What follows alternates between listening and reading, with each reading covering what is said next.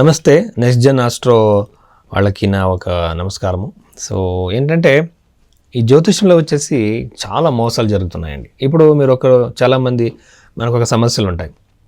మీరు రుద్రాక్ష పెట్టుకోండి, gem stones పెట్టుకోండి, న్యూమరాలజీ ప్రకారం మీ మొబైల్ నెంబర్ చేంజ్ చేసుకోండి అని చెబుతారు. చాలామంది మీరు ఈ ఒక వెహికల్ నెంబర్ చేంజ్ చేయండి అంటారు. పెద్ద పెద్ద పూజలు, హోమాలు ఇవన్నీ జ్యోతిష్యంలో ఉన్నాయా అంటే ఖచ్చితంగా లేవు. జ్యోతిష్యంలో ఉన్న రెమెడీస్ అంటే మనం బృహత్పరాశర హోరాశాస్త్రంలో ఉన్న రెమెడీసే చేయాలి. ఆ పరిష్కారాలు ఏంటంటే మంత్రజపాలు, దానాలు మాత్రమే. సో మీరు మంత్రజపాలు అది మీరే చేసుకోవచ్చు. ఇక మీకు మంత్రాలు దొరుకుతాయి. ఆ మంత్రాన్ని సరిగ్గా మీరు ఒక డెడికేటెడ్ అయి చేస్తే ఎలాంటి సమస్య నుంచి బయటికి రావచ్చు. కానీ అన్ని సమస్యల నుంచి మనం బయటికి రాలేము. జాతకములో కొన్ని సమస్యల్ని మనం సాల్వ్ చేసుకోవచ్చు, కొన్ని సమస్యల్ని మనము అక్సెప్ట్ చేసుకోవాలి. ఇది నా జీవితం అనేసి. ఇది ఎలా అంటే ఇప్పుడు నిజమైన జ్యోతిష శాస్త్రం ఏం చెబుతుందంటే ఇప్పుడు మనం చాలామంది జ్యోతిషం మీద నమ్మకం పోగొట్టుకోవడానికి కారణం ఏంటంటే చాలామంది జ్యోతిషులు చెప్పింది నిజం కాదని. ఇది ఎందుకు నిజం కాదంటే ఒకటి వాళ్ళ బర్త్ టైంని ఈ జ్యోతిషులు చూడరు. డైరెక్ట్గా డేట్ ఆఫ్ బర్త్ కొట్టి కంప్యూటర్లో ఉన్న రాశిఫలం చెప్పేస్తారు. అసలు మీ బర్త్ టైం సరిగ్గా ఉందా లేదని చెక్ చేయడానికి బర్త్ టైం రెక్టిఫికేషన్ ఫస్ట్ చేయాలి. ఈ టైం మీరు పుట్టిన టైమేనా అని మరి ఫస్ట్ తెలుసుకోవాలి. తర్వాత ఎందుకంటే ఒక తల్లి కడుపులో ఇద్దరు ట్విన్స్ పిల్లలు పుడితే 1 minute 2 minutes డిఫరెన్స్ ఉంటుంది. దీన్ని సాల్వ్ చేయడానికి పరాశర మహర్షి షష్టాంశం ఉపయోగించండి అని అప్పుడే చెప్పారు. దీంట్లో షష్టాంశంలో యూజువల్గా 1 minute కల్లా జాతకమే మారిపోతుంది. సో ఇలా టెక్నికల్గా చూడాలి. అలాగే జ్యోతిషం అంటే మన కర్మ వల్ల ప్రారబ్ధ క్రియామాన కర్మ సంచిత కర్మం నుంచి వాళ్ళు ఒక టెండెన్సీలు ఒక సంస్కారాల వల్ల మనం పుడతాము. ఆ సంస్కారం వల్లనే మనకి ఎన్నో సంఘటనలు, ఎన్నో ఈవెంట్స్ ఆల్రెడీ ప్రీడిటర్మిన్ అయి ఉంటాయి. దీంట్లో కొన్ని చేంజెస్ చేసుకోవాలంటే మనం మంత్ర జపాలు ఇలాంటివి చేయాలి. కొంచెం తగ్గే అవకాశాలు, కంప్లీట్గా ప్రాబ్లమే సాల్వ్ అయ్యే అవకాశాలు దాంట్లో ఉన్నాయి. ఎందుకంటే రీసెర్చ్లో ఎంతోమంది కష్టంలో ఉన్న వాళ్ళకి, చాలా బ్యాడ్ టైం నడుస్తున్న వాళ్ళకి రెమెడీస్ ఇచ్చాను. వాళ్ళు సరిగ్గా చేస్తే ఆ ప్రాబ్లమే 100% సాల్వ్ అయింది. సో ఇలాంటి ఛాన్సెస్ ఉంటాయి. మనం ఏం చేస్తామంటే చాలా మంచి దారిలో వెళుతూ ఉండాలి. ఒక మంచి వేలో ఉంటే ఆధ్యాత్మికంగా, నైతికంగా, మోరల్గా కరెక్ట్గా ఉంటే ఆ మనిషికి మంచి జరుగుతుంది. చేయలేని పనులని చేసి, పాపాలు చేసి నేను ఒక మంత్రజపం చేసి నా ప్రాబ్లం అన్నీ సాల్వ్ అయిపోతాయంటే అలా జరగదు. ఈ గైడెన్స్ని ఒక జ్యోతిషుడు ఇవ్వాలి. ఏది యాక్సెప్ట్ చేసుకోవాలి, ఏది చేంజెస్ చేసుకోవాలి, పర్సనాలిటీలో, సైకాలజీలో ఏమేమి చేంజెస్, మార్పులు తీసుకురావాలి ఫస్ట్ చెప్పాలి. అన్నిటికీ గుడికి వెళ్ళండి, అన్నిటికీ మీరు ఇది దానం చేయండి, ఇవి దానాలు చేయండి అని చెప్పకూడదు. ఇది సైంటిఫిక్ వే అనమాట. అలాగే జాతకమును కూడా సైంటిఫిక్గా చూడాలి. సో ఇలా చేస్తేనే ఒక మనిషికి మనము ఒక సరైన గైడెన్స్ ఇవ్వగలము. అలాగే జ్యోతిషం అంటే ఆధ్యాత్మికంగా మనం ఒక దారిలో వెళుతున్నాము, ఆ మనిషి ఎక్కడ ఉన్నాడో వాడు ఏం చేయాలి దానికి ఆధ్యాత్మిక ఉన్నతి కోసం అనేది చెప్పాలి ఫస్ట్. దానికోసమే జ్యోతిషం ఉందన్నమాట. సో పరవిద్య, అపరవిద్య అంటారు.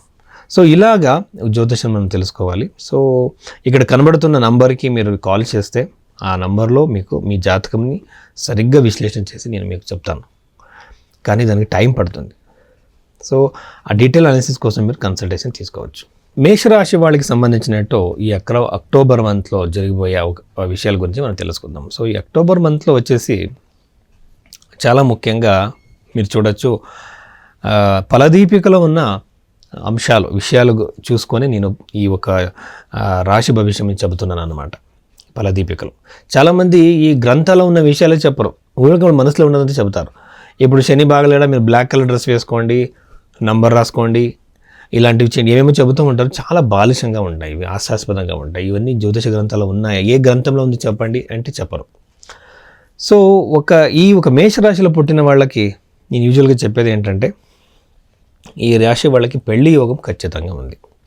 ఎందుకే రాశాధిపతి 7వ ఇంట్లో ఉన్నాడు కాబట్టి ఖచ్చితంగా దాని జతలోనే గురు దృష్టి కూడా 7వ భావము మీద ఉంది కాబట్టి పెళ్ళి అయ్యే అవకాశాలు, ఎంగేజ్మెంట్ అయ్యే అవకాశాలు, మ్యారిటల్ లైఫ్ కోసం లైఫ్ పార్ట్నర్ మీ లైఫ్లో ఎంటర్ అయ్యే అవకాశం, లైఫ్ పార్ట్నర్ మీరు మీట్ అయ్యే అవకాశం ఖచ్చితంగా ఈ రాశి వాళ్ళకి ఉంటుంది.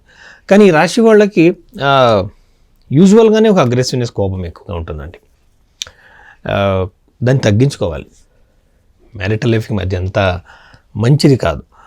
నేను యూజువల్గా చూసినట్టు ఐఏఎస్, ఐపీఎస్ కాకుండా ఈ మిలిటరీ, ఆర్మీ, ఈ పోలీస్ డిపార్ట్మెంట్ చాలామంది మేషరాశిలో పుట్టిన వాళ్ళే ఉంటారనమాట. అంటే దానికి ధైర్యం ఉండాలి, కోపం వేరే ధైర్యం వేరే, బ్యాలెన్స్డ్గా వెళ్ళాలి.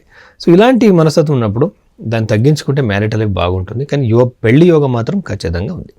3వ ఇంట్లో గురుగ్రహం ఒక మంచి విషయాని కోసం మీరు చాలా ప్రయాణం చేసే అవకాశాలు ఉంటాయి. దీనివల్ల ఫలితము లాభం కూడా ఉంటుంది, ఫైనాన్షియల్ గెయిన్ కూడా ఉంటుంది. అలాంటి అవకాశం మీకు ఏర్పడుతుంది అనమాట.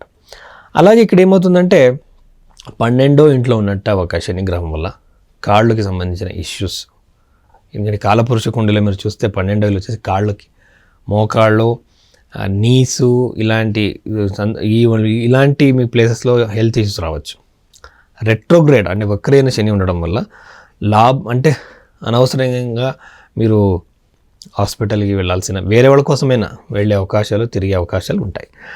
పంచమ భావం కూడా అంత బాగలేదు కాబట్టి సంతానం కోసం ప్రయత్నిస్తున్న దంపతులు కూడా అంత మంచిది కాదు.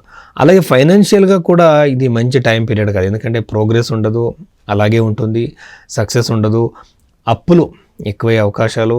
దీని జతలోనే మీకు పంచమ భావం అఫ్లెక్ట్ అయింది కాబట్టి అక్కడ శుక్రుడు ఉన్నాడు కాబట్టి పిల్లల నుంచి నొప్పి, అంటే ఏదైనా ఒక మెంటలీ అన్హ్యాపీనెస్ కలిగే అవకాశాలు మీకు ఎక్కువగా ఉంటాయి అన్నమాట.